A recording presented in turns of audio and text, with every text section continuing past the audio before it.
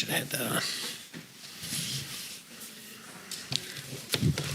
Okay, thank you for waiting, everybody. We will start the open session meeting at 6:35. Call the meeting to order. Roll call. All are here. Josh, gone? Yes. Okay. Attest of publication. I saw it. Thank you. Approval of the agenda. We will go back to closed session at the conclusion of the meeting, and then we'll come back to open session for the vote. We will table the admin and confidential staff until after the second closed session. Okay, without camera. Well, depending on how long you guys are going to be. If you're going to be a while, we'll send him home. Otherwise, if it's not going to be a long time, then we'll keep him here. Usually, when we've gone to closed session afterwards, we've stopped the camera at that point in time. With those changes, I'll make a motion to approve the agenda. I'll second. Thank you. With those changes, motion by Shelley, seconded by Lisa. All in favor? Aye. Opposed? Motion carried. Shelley, will you go ahead and read the district mission, vision, and values?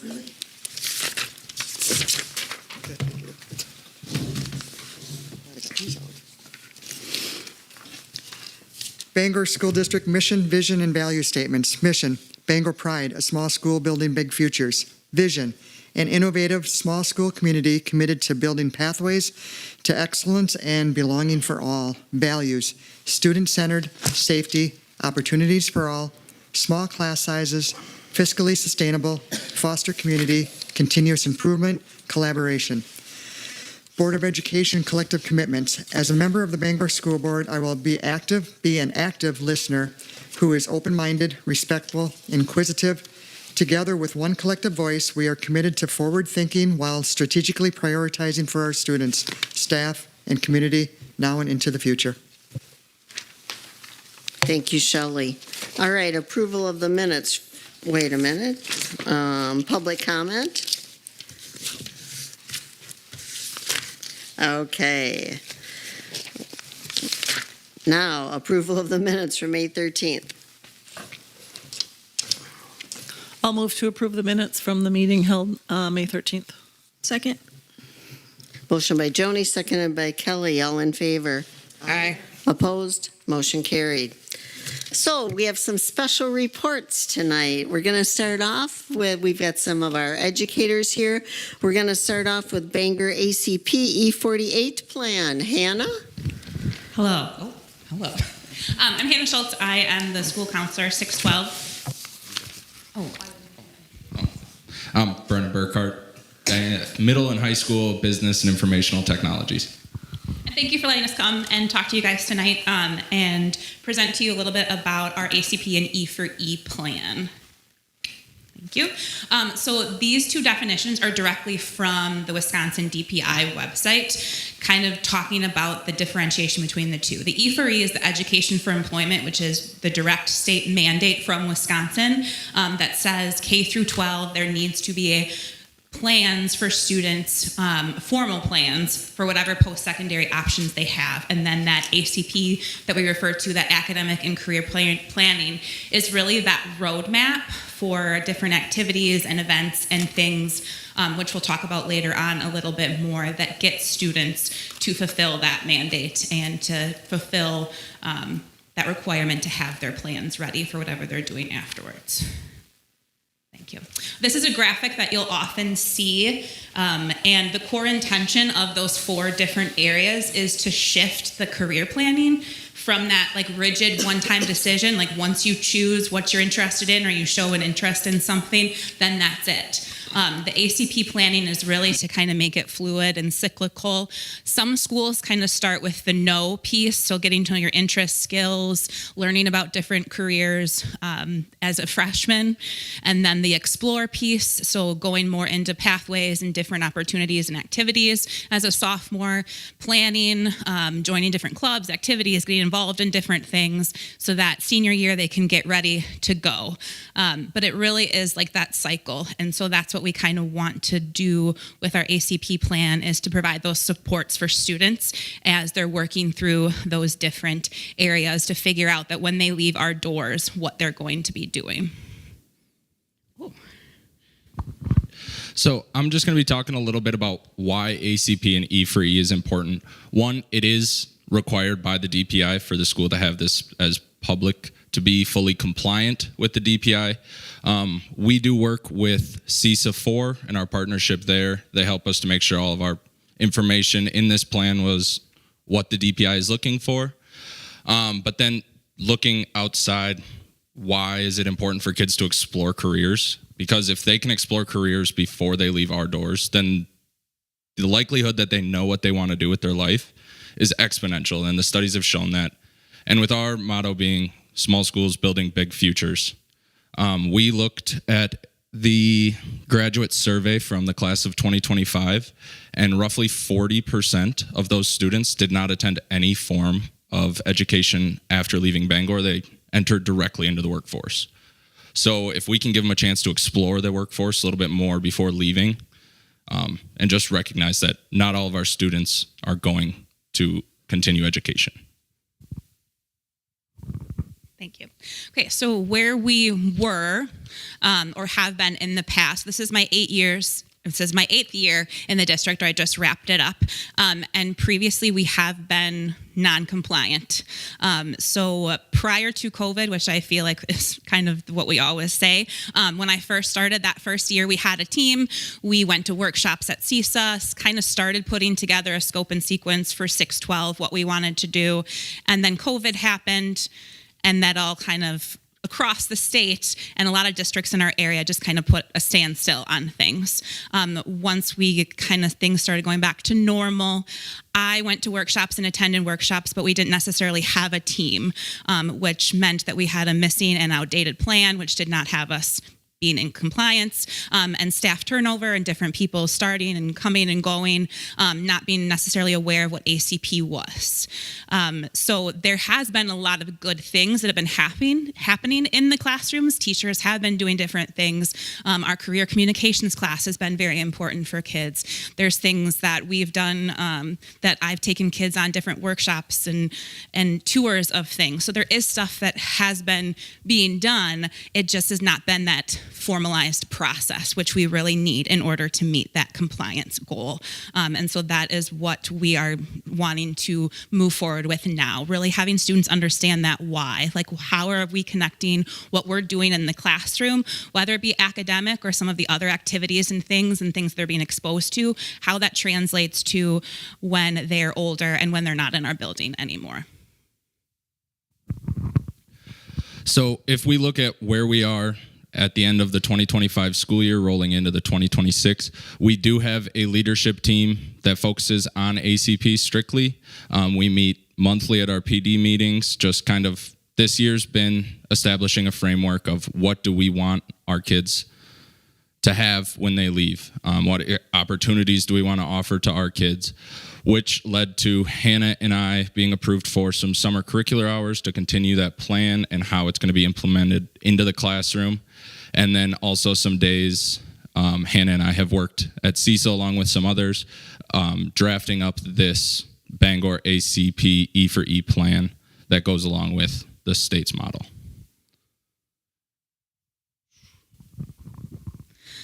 So where are we going? This is kind of moving forward what we want to have. So in your documents, I think you saw the official plan that we will need to have approved for compliance that kind of lays out some of the different things that we're going to do. And like Brennan mentioned, he and I will have some summer hours to really kind of put those anticipated ACP instruction and goals into place. So having that formal implementation process. Brian has been very helpful in this process with us and has been really super supportive of this, which we very much appreciated, and has said that one Tuesday a month will be activity day for Cardinal time, and that will be an ACP day. So that's one of the things that Brennan and I are going to work on over the summer, is putting together what that's going to look like, and then working with the rest of our team to figure out how we're going to roll that out to staff and have them deliver those things. We would like to have each student have an assigned ACP mentor. So you, on those ACP days, it's okay, go to your ACP group. And then you stay with that teacher all 4 years. So they really get to know you and help you develop your plan and see from freshman year what you were thinking all the way to senior year, so that they have someone who is like backing them and in their corner and can help them navigate that process. And one of the things that we're also working on is the Cardinal Capstone portfolio. We're just kind of starting the process of that. Certainly not something that is going to be rolled out anytime soon. We have a model from some schools around us, especially West Salem, their Panther profile that they have. And I've received that information from the counselors there just to kind of see what other schools do, just to help students have that formalized plans. That's something more that we can have. They can keep track of by using Zello. And the top part, like the student takeaways, there's a visual also in the board information that we shared. That's just kind of what we're going to base our lessons off of. So those different areas when we're putting together SMART goals, or there's different lessons in Zello, which is the program that the state uses for career exploration, and all of those different conversations, those areas that we want our students to have when they leave will be how we are guiding our lesson planning over the summer. Perfect. So the reason that we asked to meet with you guys today is to, one, establish the communication between the board and the ACP group. We really want this to be an ongoing communication we can help the kids explore those opportunities out there. We are also asking for your approval of that ACP and E4E plan, so that way it can be posted online on our school website, so that the district does meet that compliance. And then after we do, or if it is approved, our plan moving forward would be to work with Ms. Rigel to get that onto the school website, continue to meet with our ACP leadership team and grow forward. And we're really excited because this year has been all framework planning. What ideas do we have? Next year, we're excited to actually get the ball rolling and having the students see this intentionalized instruction. I'll just add to, like, with the approval, this has been run past the people and our partners that we have at CISA. So that's kind of where we had to start first. Christy Tainter and Amanda Langer there are kind of our go-to ladies that help with this stuff and are in charge of that. So for compliance, we had to run it through them. And so now we're just waiting for official approval. And they've told the state we're just TBD until we get it approved from the school board. So once it is that, and then it's on the website, we'll officially be 100% compliant with what we need to for that mandate, the E4E mandate. Anything for us? Did you get any input from students, or was there any room for input from students, or? That's a good question. Because we kind of just put together, this is kind of we're getting the band back together, so to speak, for this first year. It has just been a lot of us as staff members on the team kind of spitballing ideas and doing things. I think we definitely, moving forward, would like to have student input and seeing how things are working as we start to roll out some of these lessons. I know that Brian has some students that are on, I don't even know what you call it necessarily, the student leadership team? Yeah, the student leadership group, that we can lean on them to kind of give us feedback about how things are going and how we can change things. Because I think it's really just going to be kind of a learning curve as we get things moving again, how we're best going to meet the needs of our students and what they're wanting based on what they're wanting to do after school. And I'd like to add quickly to that, later on I'm going to share some results from the student exit interviews, and you're going to see many correlations between the work that they're doing and laying that foundation to what some of our seniors have requested moving forward. Good. So you kind of said that they might have advisors per year, like students per. So will the advisors have the support and knowledge of what you're looking for and training and kind of like the same guidelines, so that if I get assigned to David, but Brian's a way better instructor, then are you going to let me like switch over? Like, I just want to make sure that we're giving the correct like guidance to all the students, not just kind of, it's your luck. Our original thought is, yes, we do want kids to get the instruction from everyone, but the reason we thought about that 4-year relationship is because a kid changes their mind so many times on what they want to be from the time they switch hallways here, from freshman year to the time they walk out the door senior year. So you get to build that connection and that relationship to what do they actually want? What does this kid like to do? What are they good at? And if rotating through the instructions would help to get everyone there, we do think that could be best practice. However, we think establishing the mentor just helps with that relationship in the long run. I agree. I like having one mentor for 4 years because I agree, like building that relationship. I just want to make sure that everybody has the same support, like that we're supporting them. That is one of the things that we really want to focus on too, is making sure that staff is all on the same page and is supportive of this. And when we have presented a few times, the last couple PD meetings, I would say Brian has given us some time and we're talking about it with staff. We've gotten a lot of good support from them. So that, again, with that stuff that we're doing over the summer is getting those lesson plans. So it's not like staff are having to prep for anything themselves. We really didn't want this to be, especially with all the numbers and letters, to be another initiative that staff looks at like, oh, this is one more thing we have to do. We're doing a lot of things already. It's just more so, okay, let's have a conversation about goals. Now log into your Zello and enter it in there. So it's not going to be too taxing, I don't think, on the staff as they are doing these things. But yeah, we will make sure that's part. We're hoping to have some PD time, especially in service during the summer, that we can kind of lay out the plan to all the staff and have that time for them to give us feedback too. Yeah, just adding off of that, we will go based off of the Wisconsin Career and Readiness Standards that are published by the DPI. They're broken down into 3 sections: life ready, career ready, learning ready. Similar to it, we'd hit on all 3 of those, whether they're planning to go to school or not, they'd still explore those options. So each kid would get relatively the same instruction. What is the thought for student to mentor ratio? What's the plan there? I think our current small groups at Cardinal time is what it's called now, is right around 12 to 15. 12 to 15 students per teacher. So, which with sports and having coaches leave early, so we'll have to find that. But again, that's what we have the summer curriculum hours to work out those knots for. And you had mentioned that this would be during cardinal time. Okay. And like currently right now, I don't have a cardinal time because sometimes at the end of the day, there's crises that come up that I have to go with. And I had one previously, but then if I had to be handling a student issue, then somebody was left with my group of 25 kids. In this sense, because it's just going to be on Tuesdays, I mean, I think our hope is that all staff, myself included, would have a group. So that is adding on some people at the high school that we don't currently have assigned to a cardinal time, which might make those groups a little bit smaller too. So then those stronger relationships can form as well. So if I'm understanding correct, for the student, it's for them to learn all of their options, start narrowing it down. If I'm interested in this one thing, here are 5 ideas they may be thinking of, but these are the 10 you forgot. Like we're just really informing them more of what's out there that they would not know. Yes. Okay. Zello, and we can always talk about Zello too, or present. I don't know if any of you are familiar necessarily with Zello. So it is like the career exploration website that Wisconsin has chosen as the medium for which people and schools across the state can use for ACP. Because of that, it's free. So it's a really great website. Every student automatically has a login.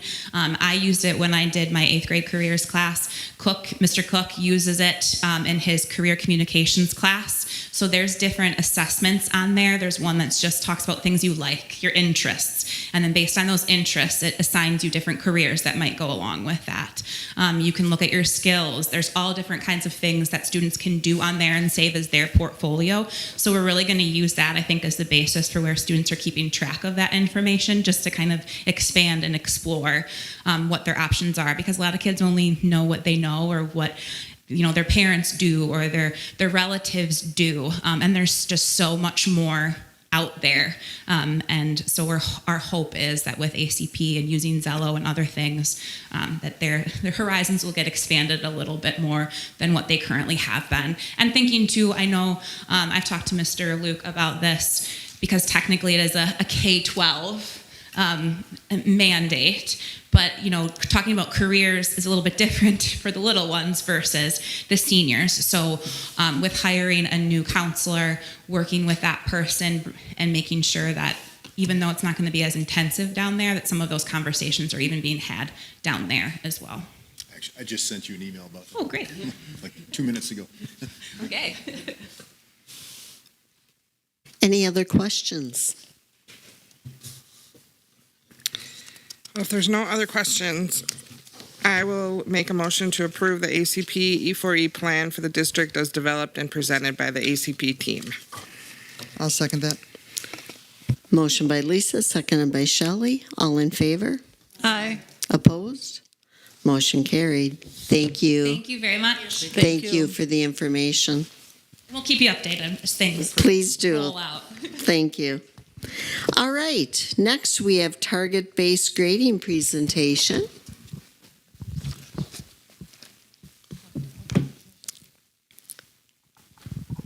Come on down. Hello, I'm Brittany Freimiller. I teach high school English. And I'm Carly Bauerter. I teach high school social studies. So we want to talk to you a little bit about target-based grading, kind of go through the definition, what it looks like in our school, why we're doing it, all those types of things. So first, I'm going to talk about what it is. You may be familiar or maybe have heard the term standards-based grading. We chose to use the term target-based grading. They're pretty interchangeable. The reason we chose target instead of standards is because we are focusing on the standards, of course, but a lot of our standards, especially some of those English ones, are massive. And so what we want to do instead is narrow down to target. So what it is we are reporting out the different types of assignments and assessments that we do. We are reporting those out instead of just number grades. We are reporting them with the actual target that we're looking at. So providing feedback to students based on their skill proficiency, not task completion. So whereas before we might have said you got 9 out of 10 correct, that's a 90%. Now we're looking at it overall holistically, saying you're proficient in this skill. You may have missed one, but you showed us that you understand how to do this particular skill. So there are 5 main practices that really kind of are the foundation of target-based grading. And the first is that student progress is tied directly to the standards or the targets. That is always the main focus. And what I've noticed with using target-based grading myself for a long time is that everything that I do in my room is intentional. Not to say I didn't think it was before, but now I really know that it is, because every time I'm saying this is the standard, this is the target, this is what we are doing. And that kind of leads into these other 5 practices. So we have a limited number of performance categories to communicate achievement.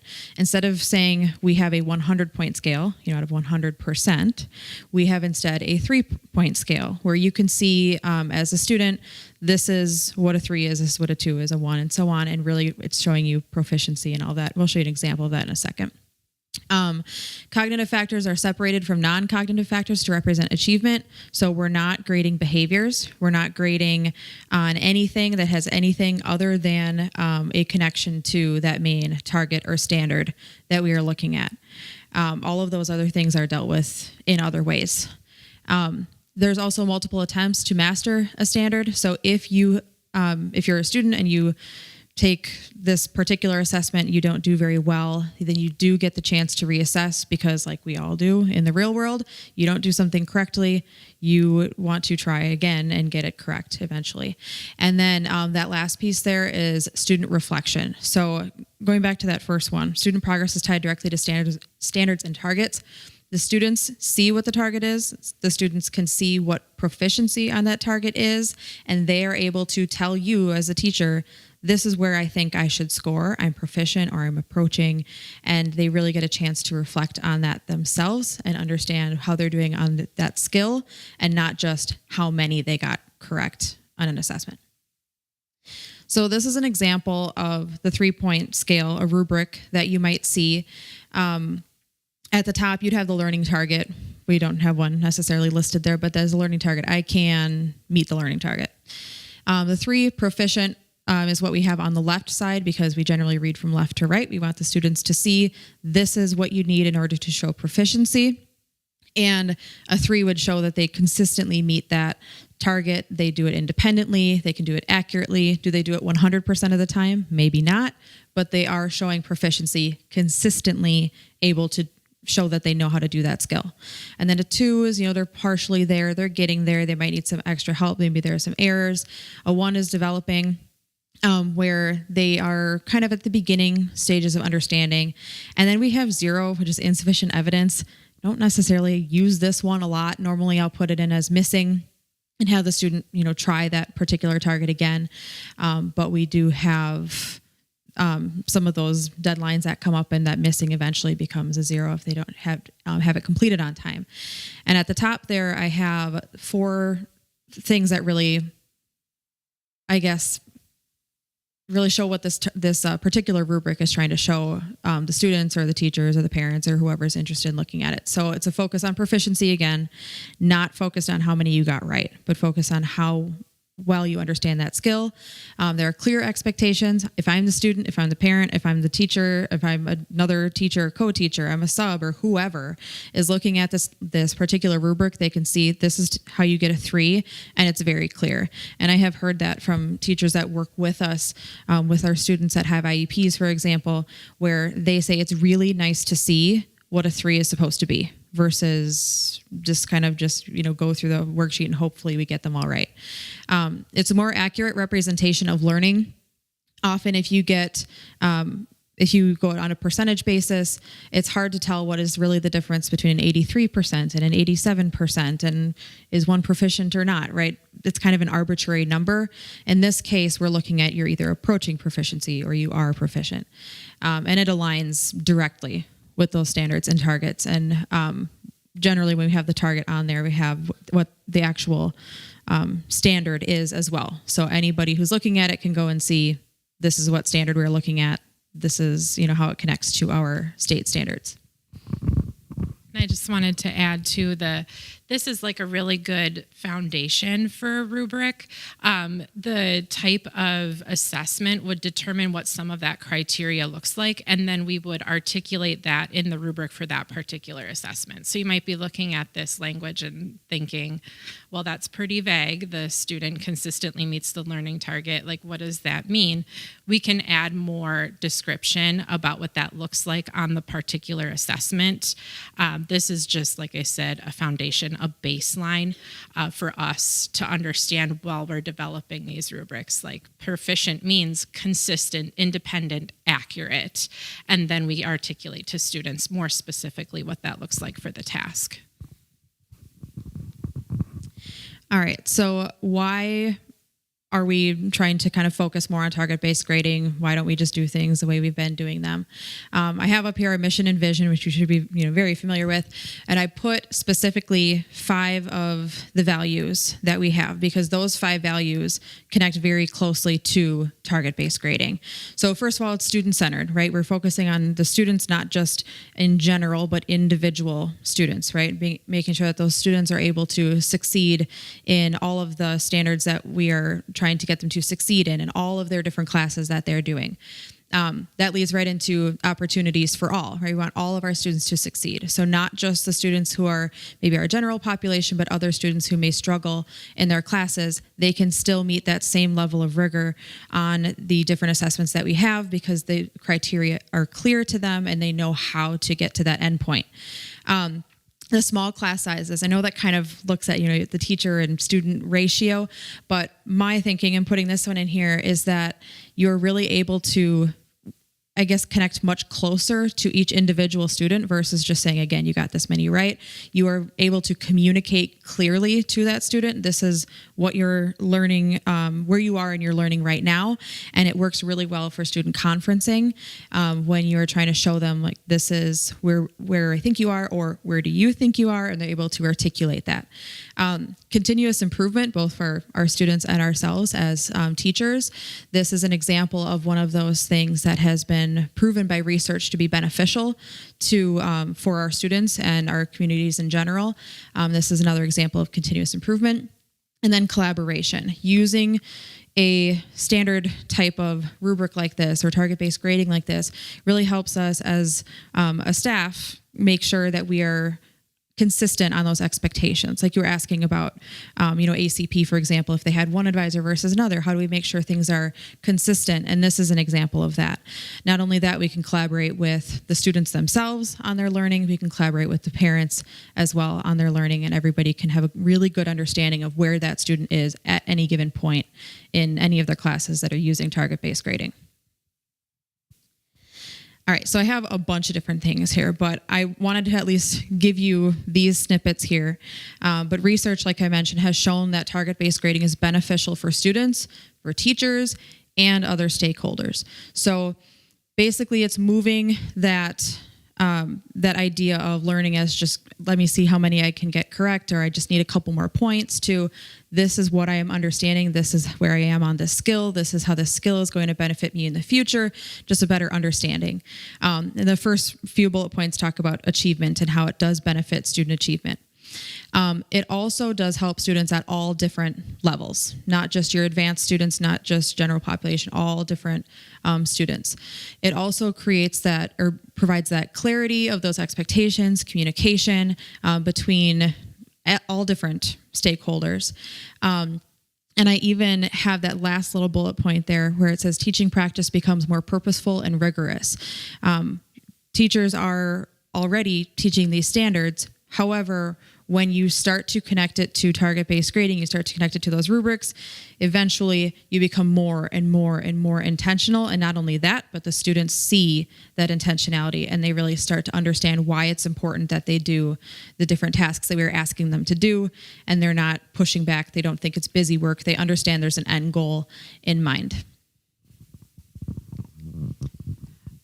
We included this roadmap because I feel like maybe some people think that this is new. And in fact, this work is a long time in the making. So just wanted to give you the overview of where we started with this work to where we are now. So this work actually started before Carly and I were here in 2014, when people were picking their priority standards, and then in 2015 determining the learning targets aligned to those priority standards. And some of that is ongoing work as well. But really the ongoing work that's happening right now, we as staff are looking at those targets and how are we assessing them. And then we have that alignment happening, like I know 9-12, but even like 6-12. And then also some of the current work is communicating those proficiency levels. So Carly and I and the ELA and social studies high school departments have been using this type of grading and reporting for a long time. I've worked here for 8 years. This is the only way that I grade and report. And Carly started it 7 years ago, maybe. So this is not new for a lot of our students either, or our parents. So this is stuff that they have seen, just not across the board. And so why are we talking about it right now? The middle school is going to go, like all staff are going to be using this type of reporting. So we wanted you to be aware of where we were in case you get questions, and then you can ask us questions as well. And some more of our current work is what we're doing right here, educating students in the community and also preparing staff. Staff has been preparing for quite a while. Brian went around and interviewed staff, and many staff indicated that they were ready, even staff beyond the middle school. So we're just starting with the middle school in the fall, but just to give you the idea that it's been a long time in the works, and so a lot of people are very ready to make this happen. The report card is going to look a lot the same as far as letter grades.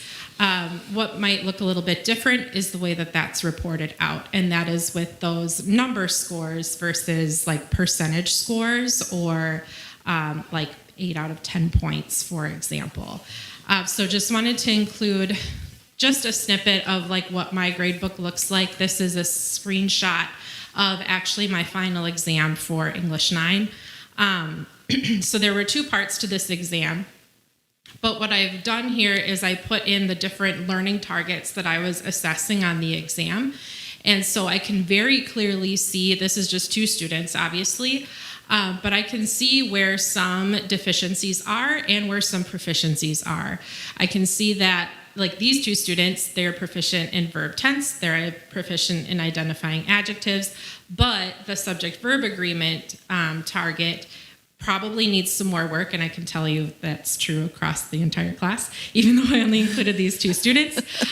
But that's really important information for me to communicate to my department as well, because now they're going on to 10th grade, they're going to a new teacher, and so he is aware, oh, this is a skill. They actually do cover that in 10th grade, but he knows then that that is something that he needs to keep in his instruction.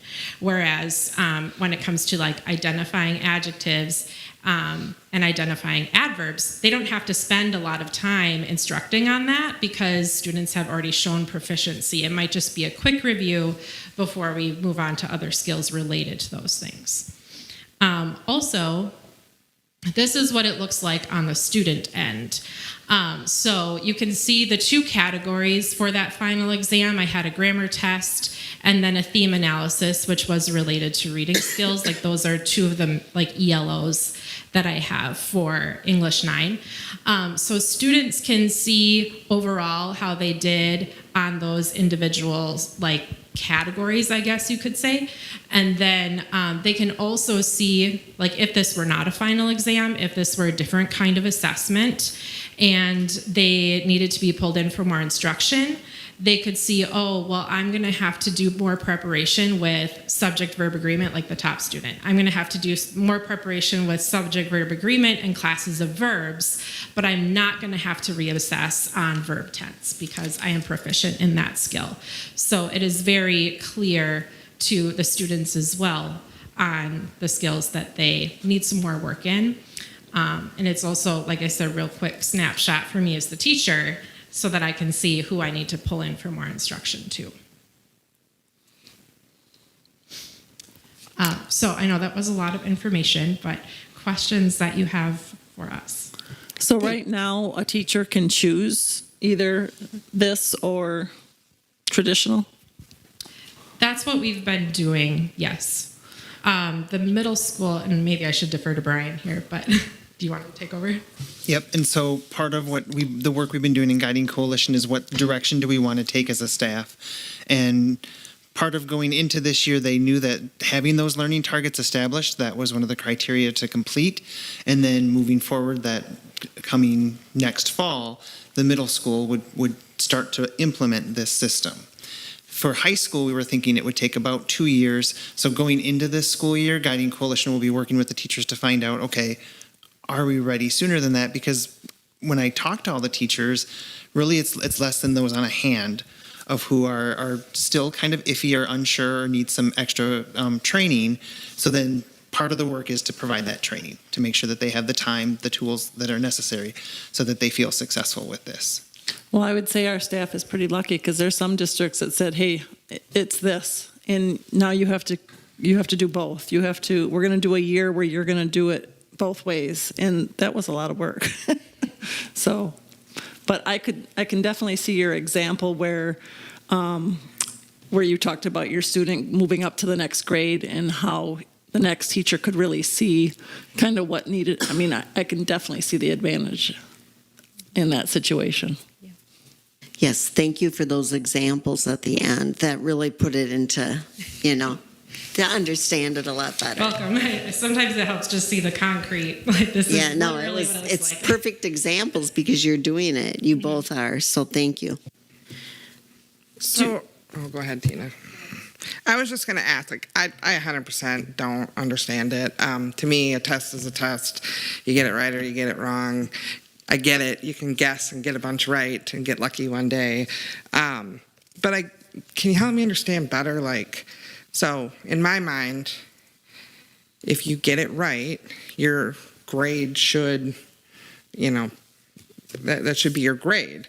But how I'm interpreting it or understanding it is you guys still might not think they're proficient and can give them a lesser grade than what they actually scored on the test.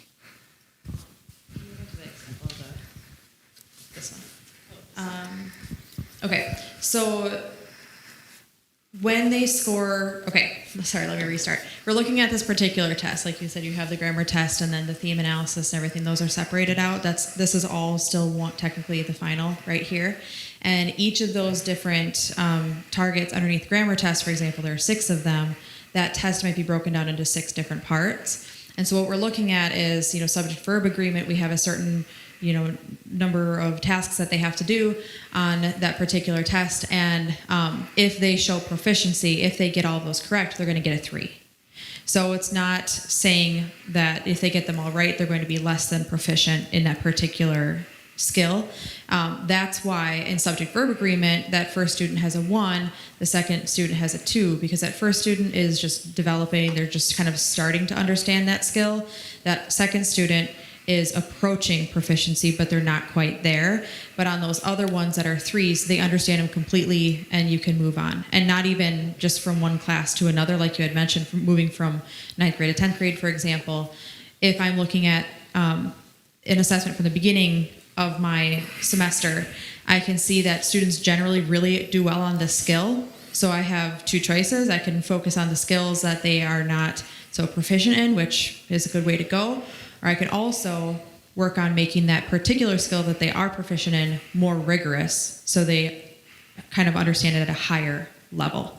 So generally any of those scores, if it's less than a 3, it's because they were not completely understanding that skill or able to do it independently on that particular assessment. So there's not a lot like open to interpretation where it's opinion. It's still technically based off of, if it's broken to 6 subsections, how many you get right in each section. Like I got 1 out of 6 on this one, I need work. I got 6 out of 6 on this one, I'm good. And it does depend on the type of assessment that you do, but generally, yes. Yeah. So if you get most of them, correct, you're going to show proficiency on that particular skill. And in my history classes, for example, I might only be assessing 1 question, and that 1 question is asking them to use evidence to support their claim, and if they can thoroughly use evidence to support their claim, they're going to get a 3. If they use evidence but they don't really connect it to their claim, that might be a 2. So it is really focusing on, I guess it depends on the target you're looking at and the type of assessment that you have, but in general, yes, you can do it that way, where you're getting the majority of them correct, then that is proficiency, because even we don't all do everything perfectly every time, but we're still understanding how to do it. So if you do that, would you give them like 3 questions, like 1, 2, 3, and then you're just looking at question 3? Again, I guess it depends on the type of assessment. A lot of what I do in my class is like, if I have a 90-minute class where they're doing all these different tasks, what they're doing is collecting information. And then at the very end, they have a synthesis question that they have to answer. And that 1 question is the only thing I'm going to look at in order to give them the score. Because the target might be using evidence to support a claim, and they've collected evidence here. Maybe they wrote a claim here, but this is really where they're putting it together. So on another one, I might decide I want to look at 3 different questions. It really kind of depends on what your particular target is and how you're choosing to have the students show proficiency on that.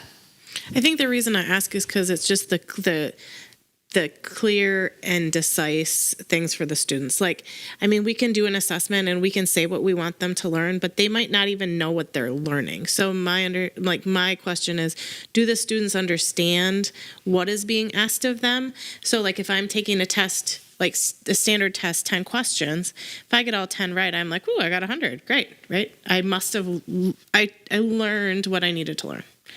If I got a 70, I'd be like, okay, well, 70%, I did middle, right? So I would think that would be a 2. Do they understand the difference between these two? Like how is this taken from a student perspective? Like are they...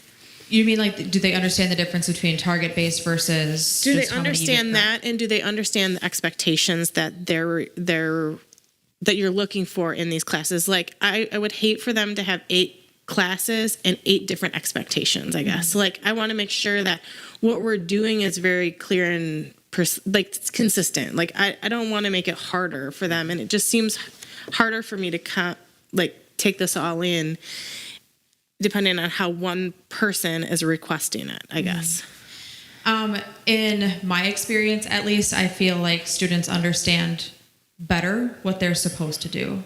When they see that rubric, it tells them exactly these are the particular skills that, or the particular success criteria is what we call them. You have to do this and this and this and this. And was the target-based grading guide shared with you? Yeah. So in there are some examples of rubrics that you can see where it's actually in practice versus that example rubric that we had on there. But a lot of them will have, well, not a lot, they all have very specific success criteria that say this is what students need to do. And I feel like it's a lot more beneficial for the students to know that ahead of time versus here are some questions, I want you to answer them. And they might look at it and be like, what am I showing? What am I doing? Like, how do I actually answer these? If they go back to that rubric, they can see, oh, we are doing this particular skill. So this is the process you need to use. And it's more, I guess, specific for them. And I just wanted to say, too, that the rubrics are not a mystery to the students. We give them to them at the top of the assessment or the bottom, but they have them on the assessment description. And then in addition, at least in an English class, where some of that stuff is a little bit or can look subjective because people write so differently, we look at a lot of different models of student work. And we talk about, like, this demonstrates proficiency because it's doing these things. And students, I have students identify those things, where I say, okay, well, this one scored a 3. What did they do well? And then we look at a 2 and a 1 so they can see an example of what that expectation is. So on an assessment that is less straightforward, unlike something in math or like in a grammar test where it is like, yes, you got that right or wrong, we look at student examples to have a model of what proficiency looks like. Also going back to this, I feel like if we have that grammar test, for example, that has 6 different learning targets and it's reported out in this way, and they can see on each of those, in each of those different sections, what the target is that they're going for. They're not just getting a straight percentage, like you got a 75% on this assessment, because they would go, well, okay, I got a 75% overall, which, you know, is not so terrible, right? But if I look at it this way, I can say, okay, I get 2 of those things perfectly. You know, that top student up there, they have 2 3s. I know those exactly. I know those perfectly. I did great on those things. These other ones are things that I have to work on later. And so that's the communication piece where the students, parents, other teachers, all stakeholders can see that and see what pieces exactly do we need to focus on, and how did I actually get the score that I got versus I got, you know, a certain number correct, and that's a particular percentage overall. And you said something about reassessing. So if I get a 2, which could be fine, but what happens if I want a 3? How many times do you reassess? Like, is it up to the student? Is it up to the teacher? Is it up to, like, that's kind of what I've been asking you. This isn't new to me. You know, I've been asking these questions since the beginning of the year, which thank you for coming. That's why, because I'm really trying to understand it. Because I think there's so many questions you can go fall down a rabbit hole in it. Because, like, how do you report it back, too? So say I'm a student that likes to chase the grade or the number. And so I want 3s. So can I reassess until I get my 3s? And then how do you compare me to Shelley? What happens if Shelley has straight 3s? How do we report that out at the end for our... I was thinking the same thing, and it's going to go down a rabbit hole and stuff like that, where, so you have a class of 15. You've got 5 that are at 1s, 5 that are at 2s, and 5 that are at 3s, just for easy numbers. How long do you stay on said subject for the 1s and the, you know, the 2s that definitely want to get those 3s? How long do you stay on that subject, and what do them 3s do while you're still with the 1s? How does that change the dynamic of your class? Still wanting to move forward, but not leaving anyone behind. I mean, like I said, it's a rabbit hole. We could be here for hours talking, but... It really correlates well, though, with personal learning communities, right? It's this... Well, and my first thought there is the goal is to get all of our students to 3s, right? We want them all to be proficient in all of these different targets. And so if that means reassessing multiple times, then that can happen. And we are lucky in that we have cardinal time. We have that time built in where we can request particular students to come in and work on these things. A lot of the times, like if I have my students write an essay, all of that reassessment happens outside of my classroom. And so it's really on them to decide how they're going to revise based on the feedback that I've given them in order to do get to that proficiency score. And we, as the teachers, we've been talking about this. How do we set limits on those particular things? So, for example, if I have a student who just takes the test and they didn't study and they want to reassess, we will have these policies in place to say, in my class, this is what you have to do before you take the initial test in order to be able to reassess. Or you have to make sure that you have all of your assignments done and they have to be a certain score of proficiency in order to reassess. And there will be deadlines on those things. So that's one thing that we have thought about, is certainly wanting to make sure that everybody has a system in place so that we're not kind of just revisiting the same things over and over again. But the hope is, with reteaching a couple of times even, you should get your students to that point where they're showing proficiency or approaching. Yeah, and I can tell you I've had an experience kind of like what you said with the 5 and 5 and 5. Although I would say probably more frequently it's that I have like 1 or 2 students might get a 3, and then I have the majority at 2 or lower. So then if that happens, then I go back to more whole class instruction. And the students who are proficient, they still engage in those activities, but when we do the reassessment, they can sit that out. They do not have to retake it. Now, if it's more of like a small group of students, that's when I take advantage of the cardinal time and I pull them in for more instruction as a small group, and then they take another assessment after that on a different day. So there is like more additional practice that they need to do in order to prepare for that. So it really does depend on what the results of my assessment are.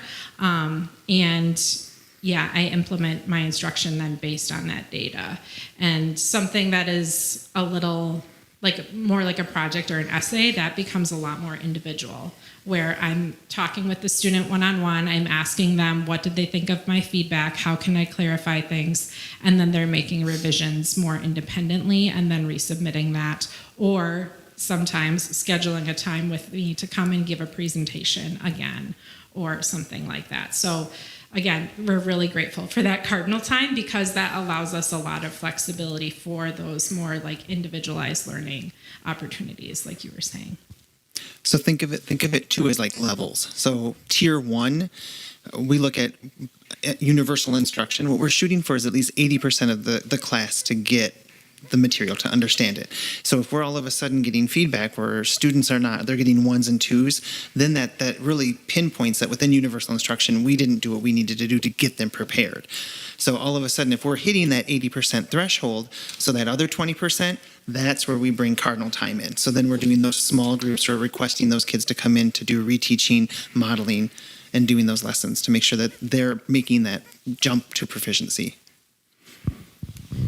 Also, speaking of that essay that I had my students do this year, a lot of those students who had met proficiency on their paragraphs, for example, and they were done and ready to move on to the next thing, or maybe there wasn't the next thing, we had them peer review with each other. We had them peer review with other students who were not at 3s and kind of mentor each other through that process. And that's really where the rubrics helped, because they could see, oh, this is what the rubric says, but you missed this one part, so go back and fix these things. And it makes a huge difference. So asking, what are those students going to do that have 3s, there's a lot of ways that they can help each other rise to that proficiency level.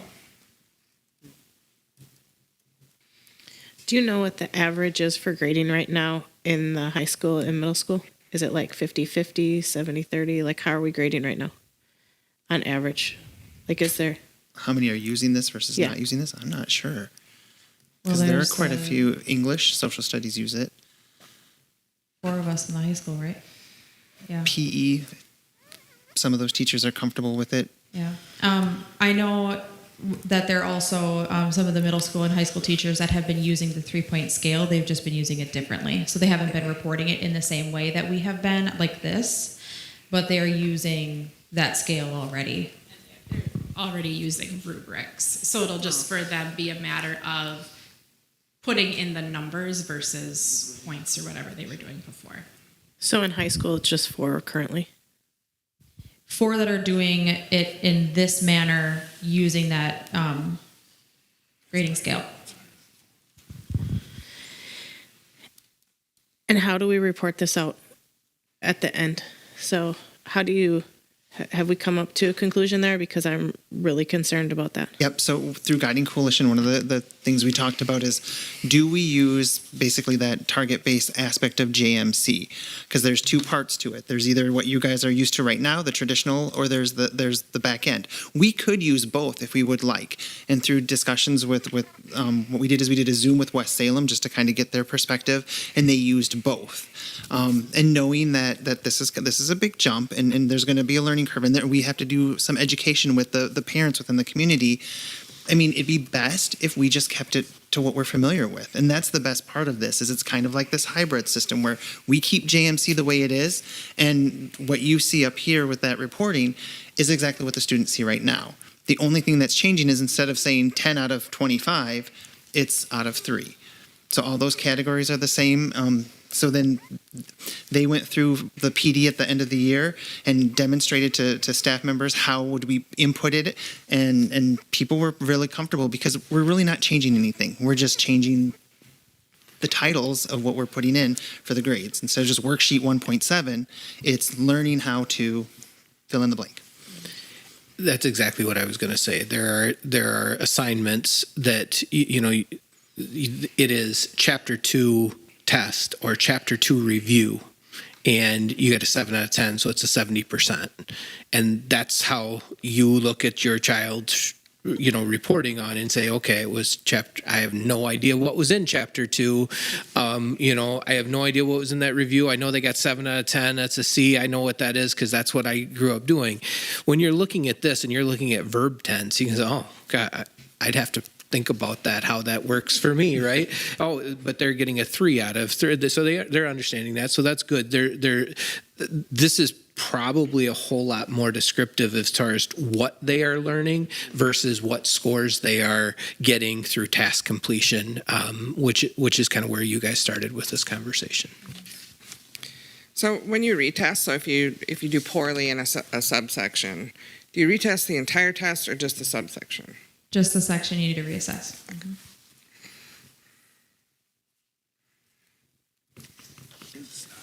Good question. So when you determine your valedictorian and your salutatorian, and they had 3s all the way through, what do you do?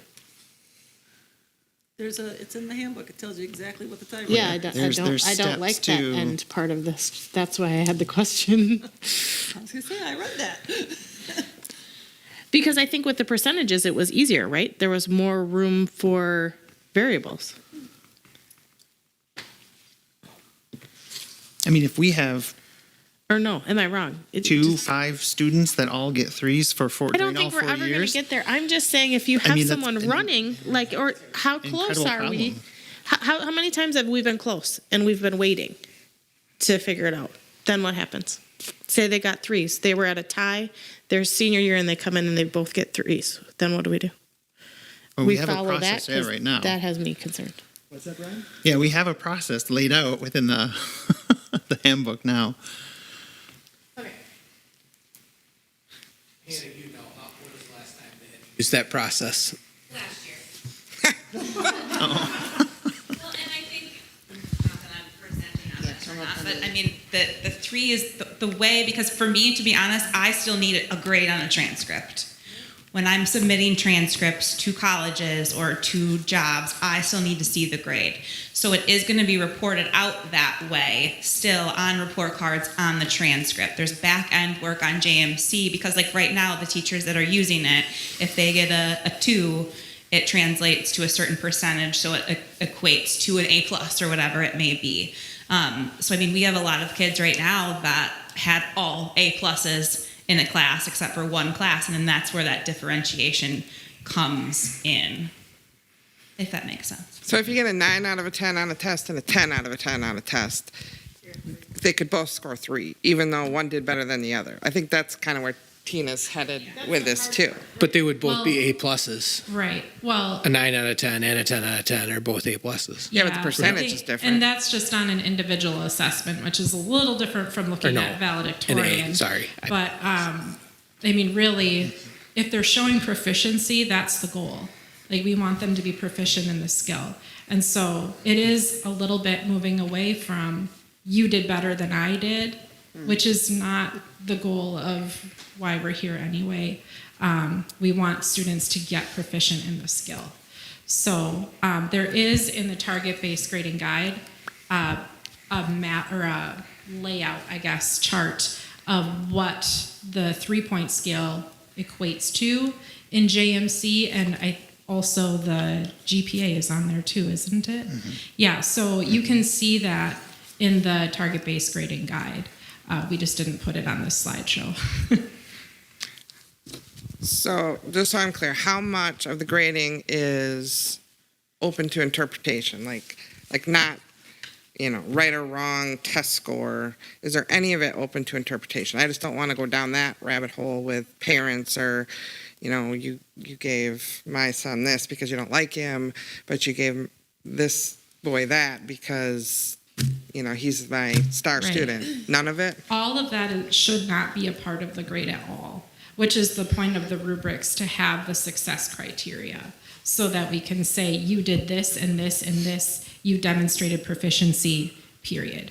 Which I can tell you, like having done this for a lot of years, sometimes it is frustrating to have that student who didn't do X, Y, and Z leading up to the test, for example, and then they ace the test. Well, they aced the test, they demonstrated proficiency, they got the grade, that's it. And is it frustrating for me? Yes, because I watched them not do it in class, but clearly they were absorbing it somehow. So the point is that they demonstrated the skill in the end. I think your information has been super helpful because I've been trying to understand this the entire year, and Brian has been trying his hardest, but I keep asking the questions.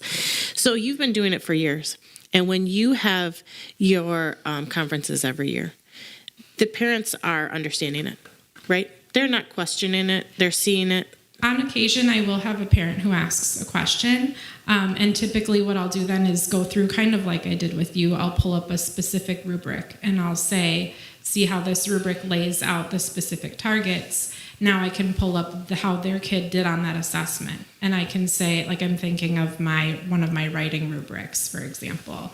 I can say, well, your kid does really well supporting their claim with evidence. However, the way that they explain their evidence is not quite there. So that is the thing in particular that they need to work on. So I can talk really specifically about what they need to be working on and what I'm working on with them. And once I dive into it, like specifically, parents usually really appreciate that specificity of feedback on how their kids are doing.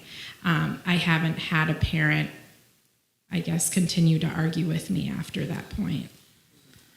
So Brian, this is a question for you. Is this just a way to teach the teachers alternate grading methods, or this is something that is going to be required? Or is it still going to be up for is it still teacher discretion? Nope.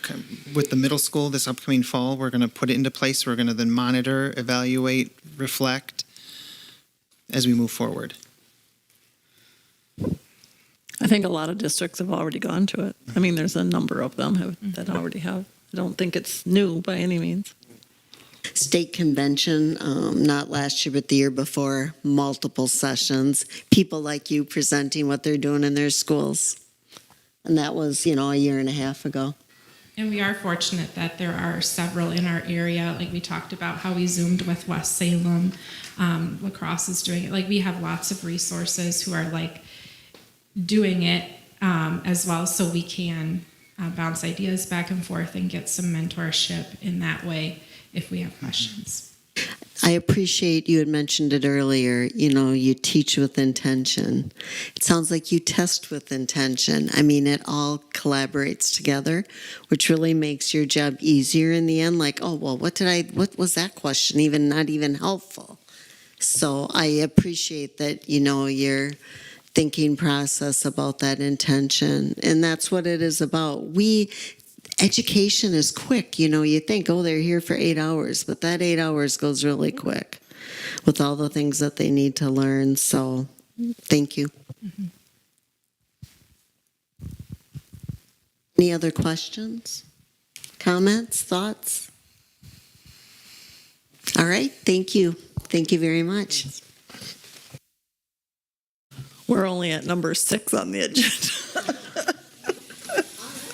Yeah, this is good for us, isn't it? We're usually almost done by now. No, it was very, very Yeah. important. Thank you, I'm not everyone, trying for to make coming. light. Thank you. All right, moving on to board president's report. So I'm going to talk a little bit. This won't be very long.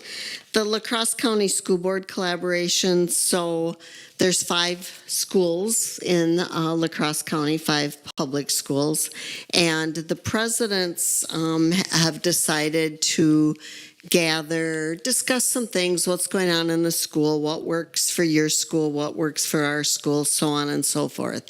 They had one meeting, I was not able to be there, but one thing that they have decided to work on is, and it's on page 16 in your packet, and we are going to vote on it too. We really want to become transparent to our taxpayers and the support that is included in voucher payments on our tax bills. So Holman originally formatted a resolution. Of course, this is a process of going to our townships, going to legislation. I know that David and the superintendents through CISA have talked about this as well. But it is on page 16 of your packet. And like I said, I was not able to be at the meeting, but our goal is for the voucher payments to show up on all of our tax bills so that we know exactly where our taxpayer money is going. David, do you have anything else from your perspective, what you've talked about as administrators? Yeah, excuse me. So, you know, when I was talking to Jennifer from home, and she's like, you know, we sit back, we talk about it, we don't do anything about it. Let's get out there, let's do something about it. You know, we talk about it, but let's you know, do something about it. David, go ahead.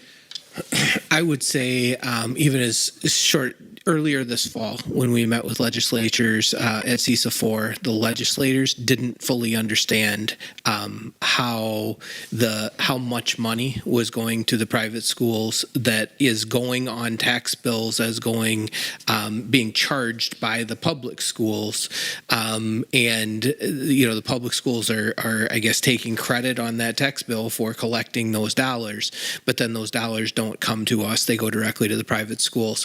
So I think this is, you know, the legislation didn't fully know. I think this is an effort by the groups of school boards to make sure that there's transparency on that some of this money isn't going to the schools. It's actually going to the private schools in your areas. So I think it's important to note that with this resolution, we are not saying that we are for or against vouchers in any way. We are not taking a political stance on our values. We are saying that we struggle with funding and being able to predict our budgets from year to year. And this is the facts about how much money is being taxed to our tax base on our behalf that we're not seeing because it's going directly to those voucher schools. So we're just looking for that being included on there. So that's been the effort. And again, I think this is something that you know, as a public school board, would be worthy of supporting to make sure that is public knowledge. Yeah, and thank you, David. Right. This is not political. This is transparency for taxpayers to know where their tax dollar is going. So with that being said, our next subject is the resolution of the voucher school payments, and you've got a copy of it on page 16. I need to clarify something first. Of course. So in this example, when it was $184,008, so we are now saying we are going to add to our levy that much to recoup it? No, there's $184,000 in 25-26 that was levied by the district that went directly to the private schools. So I talk about that every year in the Yep. annual meeting as we're preparing that. It's just saying that's the amount that we don't get any control over, that we have to put in our levy that goes directly to the private schools. So you're just asking the language on how that's worded. It's worded like we're going to levy another No, 184,000. we did levy in 25, 26, $184,000. Okay. So if I'm understanding right, then on our tax bills, it would show The total levy the for the total levy district. that Bangor District has, but of that, 184,000 is Correct. Exactly. Going to those voucher private schools. voucher schools. Yep, that's exactly. what we'd be asking for. Exactly. And I will, I think you can look at this either way. As I read it like this, 184,000 to replace the state aid withheld for the voucher schools, we are levying, $900,000 a year, and the first 148 of that you could say is, or 184 of that is going to, to replace what the state has taken for those voucher schools. So I think that's the way that it was worded in the. I didn't create the document. I just put The our form, numbers in it. the group did a form letter and it came from Holman, and I know that the other schools just used the same form and filled in their numbers and their district and their name. Will they know that number ahead of time to show it? On the tax bill? Yeah, they would know because it's included on our levy that we send to them. It has that dollar amount right there. So it's line, I'm going to say H, it's not H. I'm just saying, it's clearly identified on that, on every We know what a it tax is. levy. Yeah. So you're asking the villages and the townships to add that to each individual As a line item. as a line item. So then is it it's their discretion? What do you mean their discretion? The goal would be to have this be statewide, and Yeah. we are starting with our townships, municipalities, our local Yeah, this legislation. It's a resolution that we support this being listed. This isn't- We're not saying exactly how you have to do it, but we're saying we're advocating it for it to be transparent. This will need to go to the legislature. This has a big process yet to go through. Right, but what I'm saying is if you send these, you're going to send this to the list here, correct? It would have and- to pass. We are first going to let the school districts of La Crosse County know that we support this, and then we will plan our next step. To send it with theirs. We will do this as a county. I think my School question was, do you need districts. to like when you go talk to the places, do you need to inform them like this is what we're doing, or they're just going to understand it? They don't get their directive from us or me or you No, but as I'm a saying, school board like, with the resolution. questions and- yes. The hope would be there would be enough pressure that the state would say this is how you Let's do should it. format this. Exactly. Okay. That's what we're starting. La Crosse County is Does that kind make of sense? starting. I'm not telling yes. them this is how you have to No. report La it. Crosse County is just starting this process. And I was just under the assumption when I had first heard it the first time that, that it would be broken down and that what we're levying on the tax bill, just so it's not confusing to property owners, that on the tax bill that the Bangor School District is leveraging this amount and the vouchers is this amount, and the two of them total would be the total amount. That if it's, the district is leveraging this, and that part of it, 184, is going to vouchers, to me, I would add that together, thinking, that, anyway. Right. I mean, that's all discussion later, but. Yeah, that's future, right. But you're right. Yeah. Yeah. And again, what you'd be looking for with this resolution Yeah. is this is the board's Yeah. action. Yeah. And this is just to get the process started. It's not going to happen in 26, 27. Right. It's a process, but we just felt, I talked to a couple of the other school board member presidents on the phone, and the La Crosse County feels pretty strong that we need to, be more transparent. Do we see any negative No. coming out of this at all? affecting any future funding or? Again, I would stress that it's not political. It's not advocating for or against. It's just advocating that it's clear on that that's not 100% going to our schools with what's on that levy. And honestly, in some of the, we are the smallest district in La Crosse County, but what other board presidents are telling me is taxpayers are asking, Okay. well, how much money are we giving? Yeah. Or how much money are we, how much money is going to the voucher program? Not that they don't support it, but they want to know, Okay.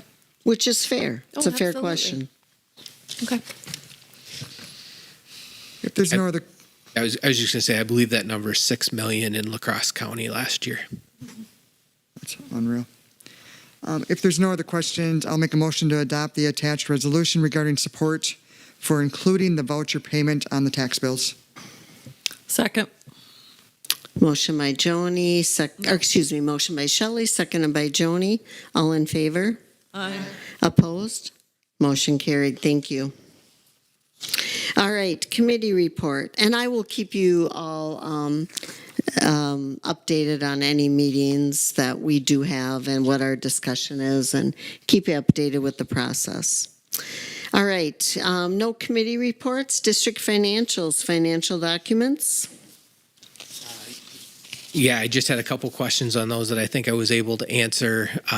One, just regarding our common school funds, and we purchased the printer for the maker space at the middle school, high school here. The common school funds are very specific on what they can be spent on, and there's a pretty tight timeline. So we did add a large format, like poster printer, that we'll be able to do some graphics and stuff with for the building, and get some kids working on some pretty cool projects on that. So I think that was a question and just some clarification on that common school fund money. Other than that, we'd look for approval on the financials. I'll make a motion to approve the financials as presented. Second. Motion by Kelly, seconded by Joni. All in favor? Aye. Opposed? Motion carried. All right, moving on to district action agenda 2627 Schedule C revisions. Yeah, again, I think in line with our mission, vision, and values and getting kids involved and included, we've been kind of talking to the folks on Schedule C. We had some sports-related conversations earlier in the year, been trying to have those conversations with the other areas too, just moving some things around and making sure that we have good opportunities for our kids to get involved and that we are, compensating our staff for that time. Some of the things that probably adjust over time, again, like we talked in sports, when numbers are up, we support more. When numbers are down, we need to be willing to take, take positions away and those types of things. So all highlighted there. And again, just looking for approval of the changes that are highlighted.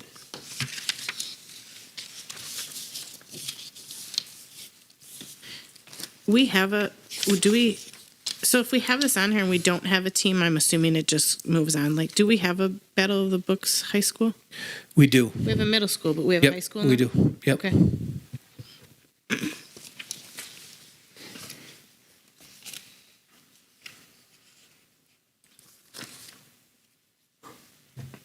Is there any other discuss? If there's no other discussion or questions, I'll make a motion to approve the Schedule C for 2627 with the highlighted changes. I'll second. Motion by Joni, seconded by Lisa. All in favor? Aye. Opposed?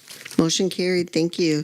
2627 auxiliary pay adjustments. Yeah, we really didn't make any major changes to this last year. We needed to come back and revisit it again. So the highlights are the changes. A couple to note: the daily sub rate has been.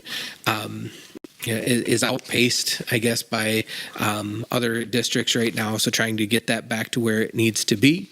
Putting a rate in there for our retired Bangor teachers to come in and sub. They know our kids, they know our buildings, they know our staff and culture. We'd love to have them come back and sub for us.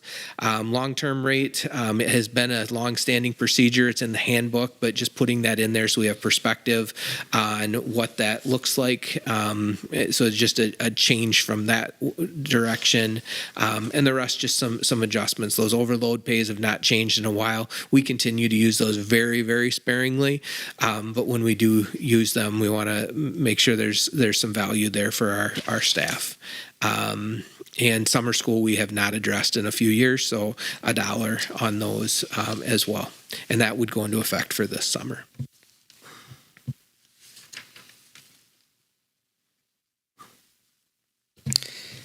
I'll make a motion to approve the auxiliary pay increase as presented for the 26-27 school year. I'll second. Motion by Lisa, seconded by Jessica. All in favor? Aye. Opposed? Motion carried. All right, the next one, we're going to go back into closed session. So moving on to D, 26-27 property liability, WC insurance renewal. Yeah, I wish it was a non-increase, but we would be the only ones, I think, in the world getting a non-increase on insurance. When we look at the overall cost of the plan, it is a $15,000 increase over last year. They did shop the market. I think there's a summary of that in the documents that I shared with you guys. We were declined by some. There were a couple that came in. Our property insurance covers our vehicles too. So there was cheaper alternatives for just the buildings, but then when you added the vehicles on separate, it ended up being more combined. So the model that we're in continues to be the way that we would recommend moving forward. So I guess I'll answer any questions, but ultimately we're looking at that increase for a total cost of $139,159 for all of those insurances for next year.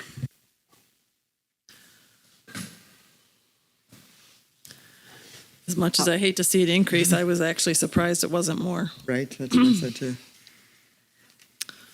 So I would make a motion to approve the insurance renewal with the insurance center covering property liability, auto crime, umbrella, and workers' comp at a total cost of $139,159.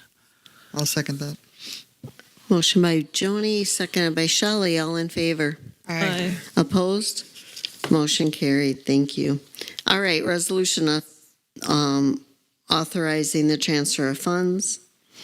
Yeah, so we've talked about this. We knew we were going to wait until the very end of June, but getting this payment done in June is going to allow us to, any money that we put into this will be aided for next year.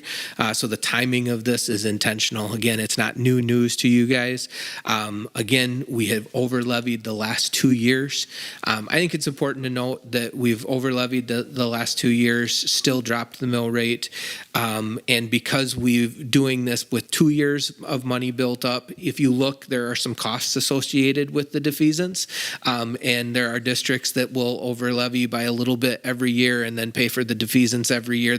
Those fees kind of stay the same regardless. So I think by doing it every 2 years like we've been able to do here, saves the district an additional amount of money in making that happen. And again, we knew when we set up our debt schedule, we were going to have that balloon payment out. It was 10 years at the time. We are knocking that down significantly with this prepayment of $800,000 and change. So again, we would need to read this resolution as it's written, and then we'll have some signatures after the meeting on this.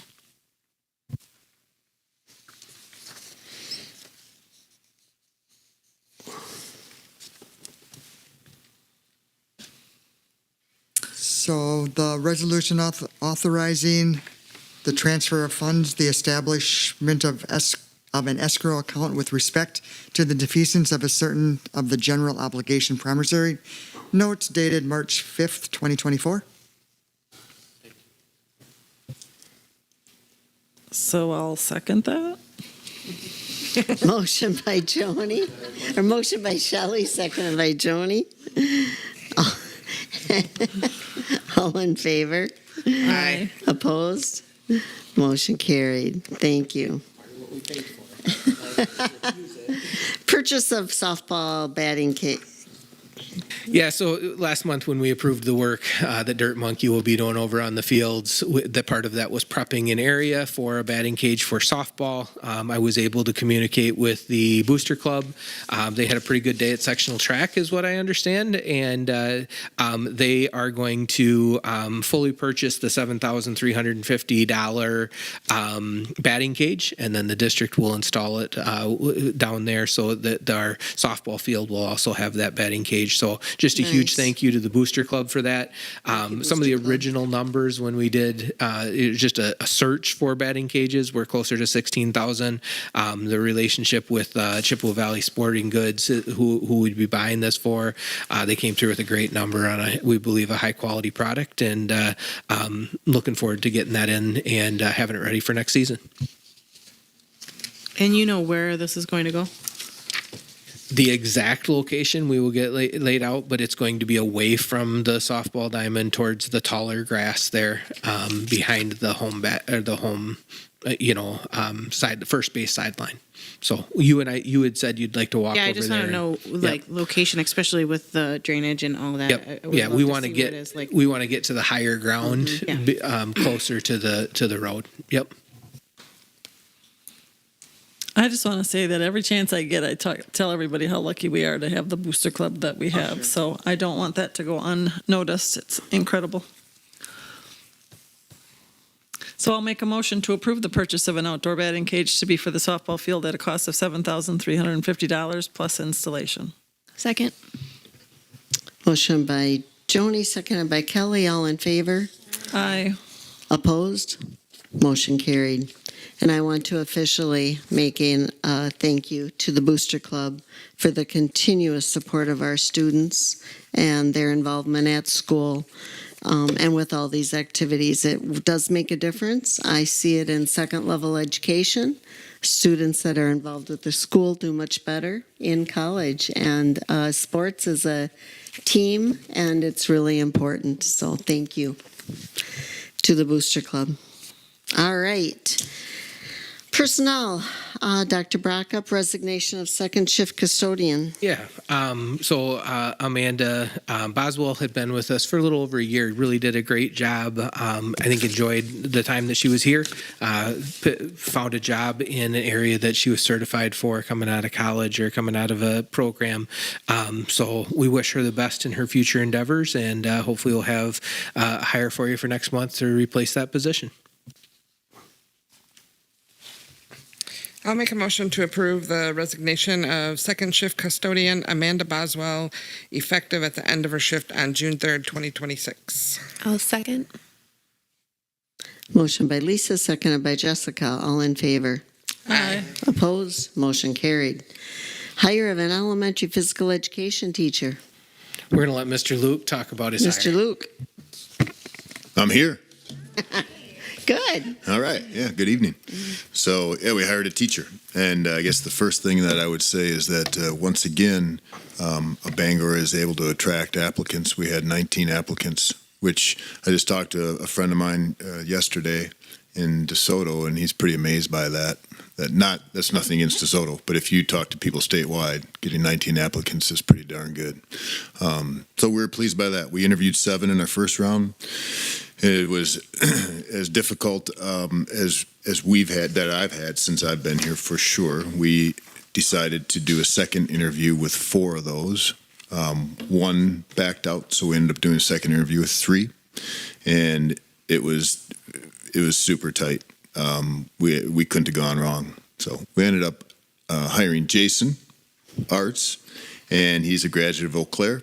He's fresh out of college. And he has this contagious enthusiasm. I think he really separated himself in that when they came back for the second interview, we had him teach a lesson to some of our kids, to some of our third graders. And his level of preparation for that lesson and his lesson planning was evident. And then just the way he interacted with the kids was top notch. So that's what he did to earn himself the job. And then when I called him and I offered it to him, as is pretty common practice, he asked for a little bit of time. And so I said, you have 24 hours. And I said to him that, we have a very devoted staff. And if you aren't all in, I would encourage you courteously to look elsewhere. And he called me up. He didn't take the 24 hours. He called me up a few hours later and he said, I want to be in Bangor for a long time. So we're really excited about that hire. And I think we hit another home run with Jason.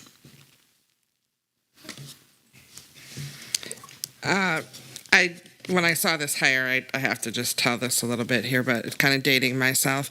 I asked Dr. Brockup if this would be the son of the superintendent or former superintendent in Melrose Bendoro. He said yes, and he was a student teacher when I was here, and for me to remember him from that long ago, I hope his son is as good as he was at the time. So if there's no other questions, I'll make a motion to approve the hire of elementary physical ed teacher Jason Arts effective for the 26-27 school year. I will second that. Motion by Lisa, seconded by Jessica. All in favor? Opposed? Motion carried. Great. All right, administrative reports. Josh, we have some narrative here, and do you want to just read it, David? I think you guys can read that Okay. if you have any questions. There was, I think important to note, there was some kerfuffle with the ACT. We do allow our juniors, we try to incentivize a little bit them doing well on the ACT so they can test out of some of their finals. There was a moment where we didn't know if we'd actually have the right scores and whether or not they'd be able to do that. It all ended up being just fine. We got the reports. The kids that earned that opportunity were afforded that opportunity. So I just think that's important to note. So other than that, we'll turn it over to Dave. Okay. Thank you. Mr. Luke? All right, here we go. So just a couple of things for tonight. First, celebrations and lessons learned.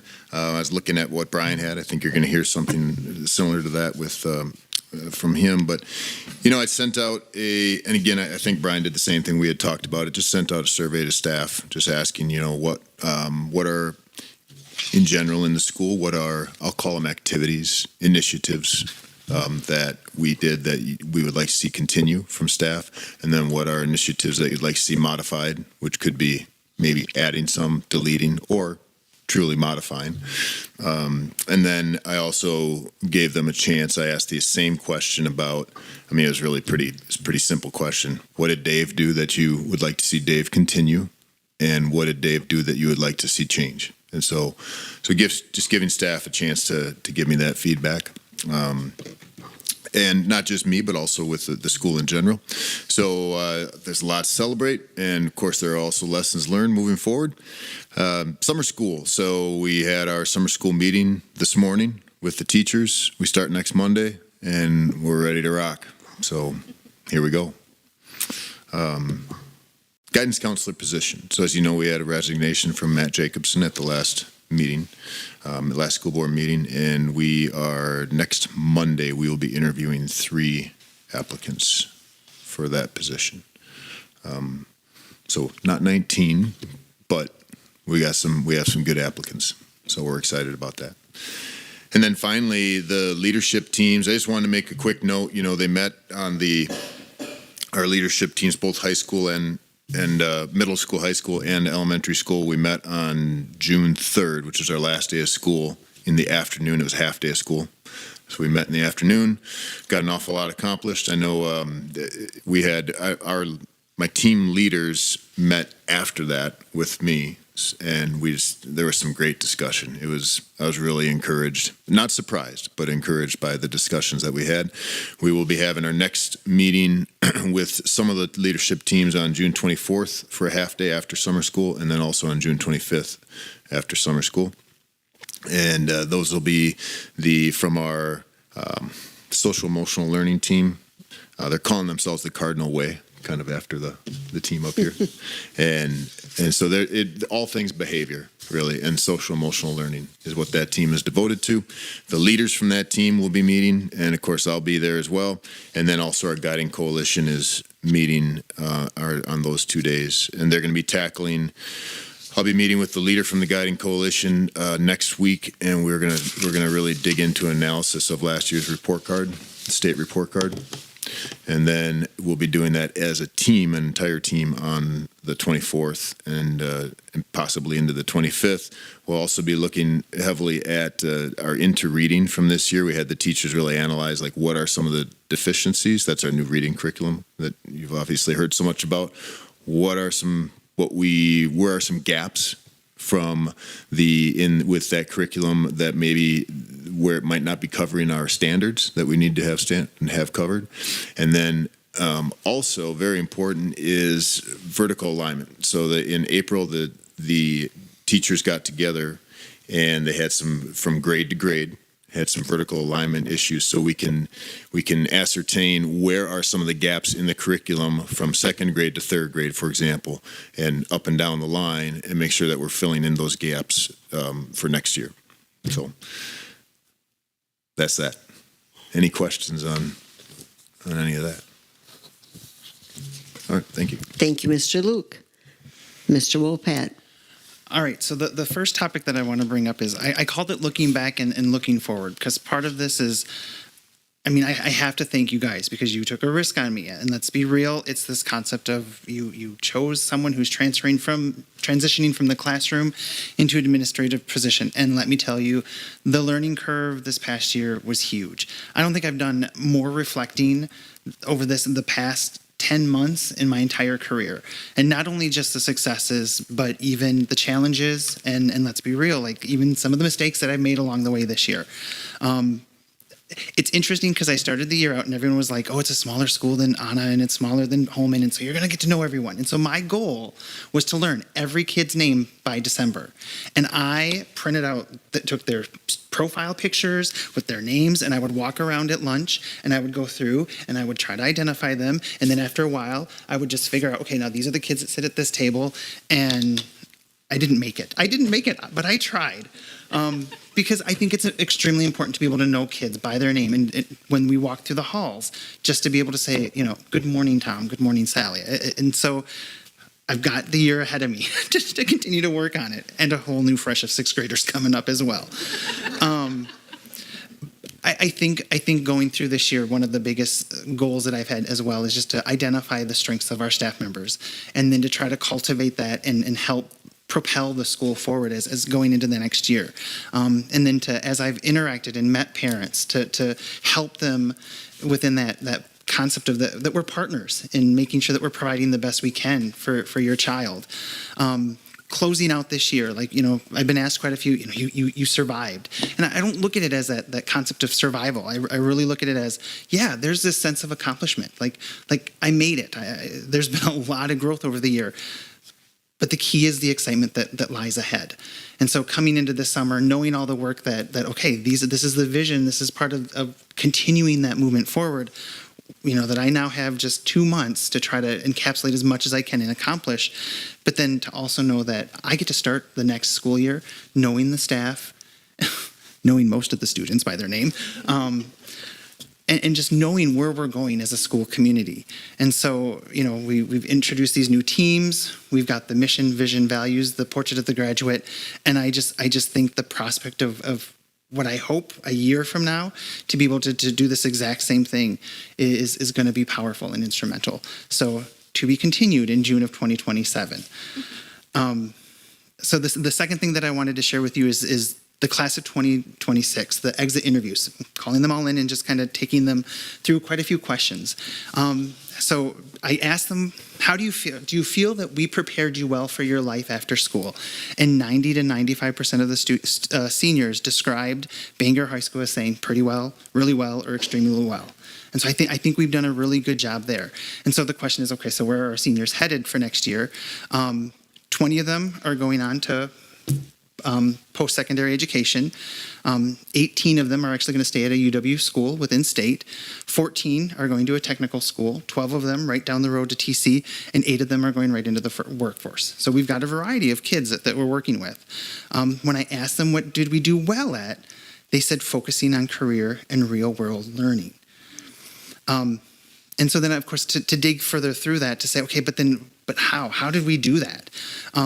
career and communications class topped the list, personal finance, consumer math, tech ed, shop classes, health science and dual credit opportunities.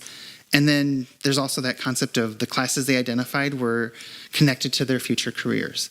So again, it's that preparation of what we're going to do or what they're going to do after high school. We're doing a good job with. I asked them too, like, okay, so how do you feel that the staff supported you?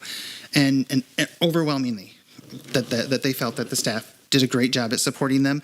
Okay, again, let's take that a little bit deeper. How did they support you? And they felt that they were cared about personally, made learning meaningful, and again, helped them plan for the future. I did ask them, okay, so now let's look at the other side of the pendulum and where could we improve? And this is what's interesting because it connects with the ACP E for E that was presented tonight. So listen to this. More career exploration opportunities earlier in high school, additional job shadows, internship, community partnerships, expanded financial literacy instruction. It came up a lot. Like, again, like even they were like, I know we learned how to use a checkbook or we learned how to do taxes, but I'm scared still. Like that stuff is there's still that uncertainty of now I'm going to have to really do it on my own in the real world. Increased exposure to the trades and technical careers and more mental health and student support resources. So hearing from them now, getting that kind of a capstone in terms of what they've done, I also asked them, how am I going to be able to contact you 1 to 2 years down the road? Because now my goal is as we move forward, I'll continue to do the senior exit interviews with the classes, but then to follow up with those who have graduated and to be able to see, okay, where did you go? Again, now that you've explored or experienced, lived a little bit outside of high school, again, how well have we prepared you? So next year when we do this report, it'll have 2 parts to it because it'll be the current class of 27 plus then the former class of 26. Again, are we doing a good job preparing them for that next step? Any questions? I don't have a question, but thank you for the exit interviews. When we started that, I was so excited, and I think it's so valuable to get their view of how things were done. I think it's so important. Yeah. And thank you for sharing it. Oftentimes we know it's done, but we haven't, we don't always know the full results. So thank you. Any other questions for Mr. Wopat? Okay, Dr. Brackup. Well, first of all, thank you for taking the time to review the consent agenda. So we're not here another multiple hours, but no. Just giving a real quick heads up. Yesterday and today were interview days for us. We did interview 4 custodians yesterday, 3 building and grounds people, and today 4 AD candidates. And I think we've got our people in all of those pools, and we've got to work on closing those out over the next couple of days. So that's good, and kind of move forward from there. So just wanted to give an update on that, and I'll be communicating with the board. Many of those are going to get started before you get them approved because we need to get the custodian and building and grounds rolling. So just kind of I'll keep the president, vice president in loop, and the committee that's been involved. So thank you. And thank you, board members who've been involved with those interview processes. I appreciate it. All right, removal of items from the consent agenda. We've got a lengthy consent agenda, so I'm just going to read through them. Current openings, 2026 summer school staff appointments in your packet here, and 2026 summer school course offerings. Looks very exciting things going on in summer school. 26-27 middle school, high school student handbooks were on our board docs. WIAA membership renewal. 26-27 lunch and milk prices are also in your packet. We've got a couple of family medical leaves, family medical leave and a family leave. Hire of a middle school volleyball coach, hire of a C-team volleyball coach, early graduation requests, and those also were on our board docs. And then overnight field trip request for volleyball. I have some questions if we can go. Please. I had questions in regards to the student handbook. So we have just the highlighted ones. We added the head coaches and advisors. This is something that we will manually then update throughout the year, or just we're gonna put it out there. I mean, they weren't listed before. I'm just wondering, are we just looking to let people know for informational, or the reasoning behind it? Yeah, one of them is we want that sense of belonging with students, and often either from students or from parents, I get, I've got an 8th grader. What's available for them, or what do we have? So this is just a way to, again, put it in front of them to say, here's the opportunities that we have. The nice part is that we're transitioning to just having this right on their iPad as an icon, and since it's a linked doc, we'll be able to update it. Okay, so then my question with that is, it identifies non-teaching staff. I wasn't sure, but it has Merlin with a non-staff behind it instead of the asterisk does the rest. So it was just something, I think, for consistency, you would want to stay with him with the others, or not identify at all, one or the other. And then the ones that aren't staff, I understand why you have it, but then do you add their information? So do you have a contact for them that they're going to want you to use? So if we're going to leave it for students for the notification, so say I want to be a middle school football player, then do you put their information to contact those coaches, or how are we going to address those issues? I guess I'd ask you, how do you feel? Do you think that putting, like, if it's their personal email? I don't know. That's why I wondered the insert of it, I We guess. probably That was my could get concern. them a district email. Yeah. John could set that up easier than.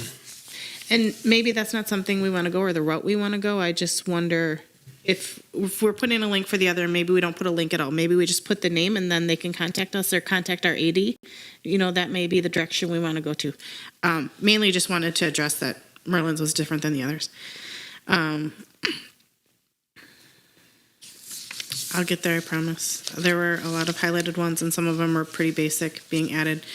The one with the guidelines, clothing should be on an appropriate length and fit to allow for safe and comfortable participation in school activities. That's a new one that's in the handbook.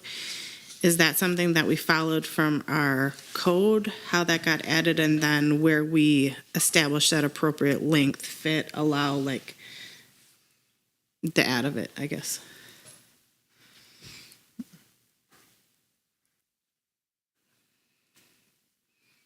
Page 15. On page 15. No, not. Is it added or just modified? Added. I mean, it's highlighted yellow, so I'm assuming it's added. Oh,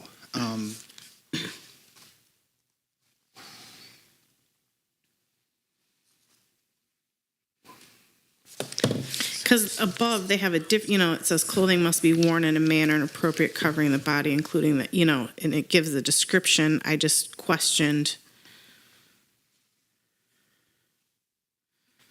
I think what it was is we, versus putting the specific measurements like we had before, to say appropriate length, because we know that some of the uniforms that we currently have would Okay. go against that what we had before. Okay, so this was being more flexible to Correct. interpretation. Okay, Correct. no problem.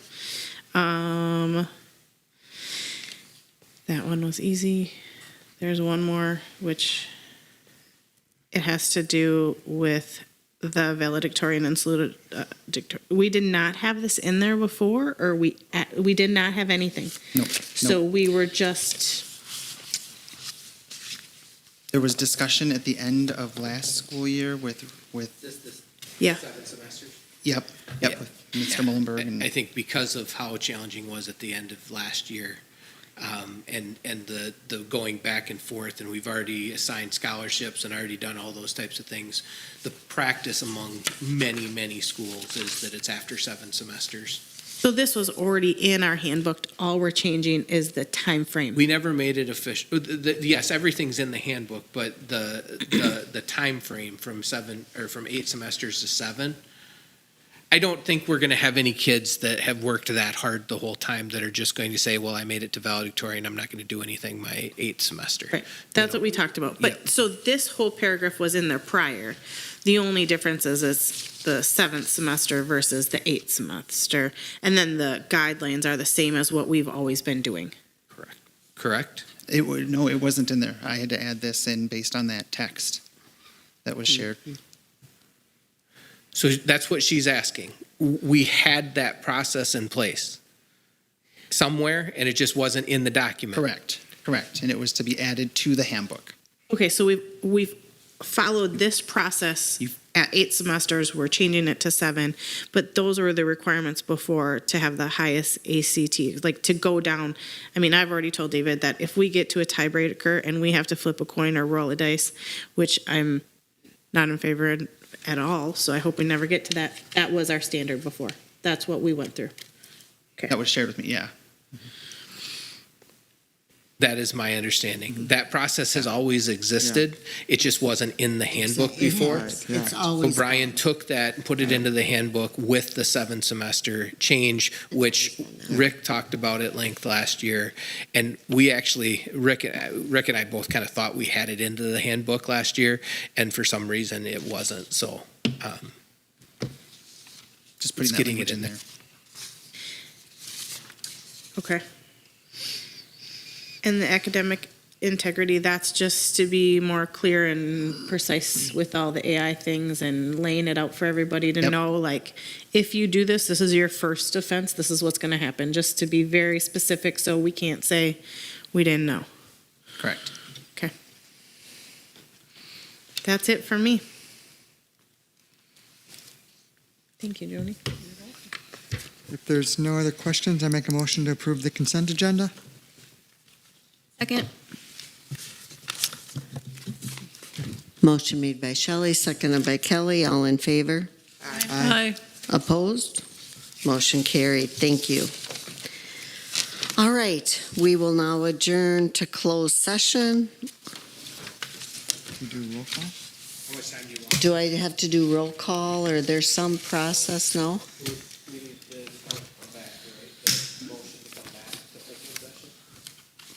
What? We'll need the motion to come back.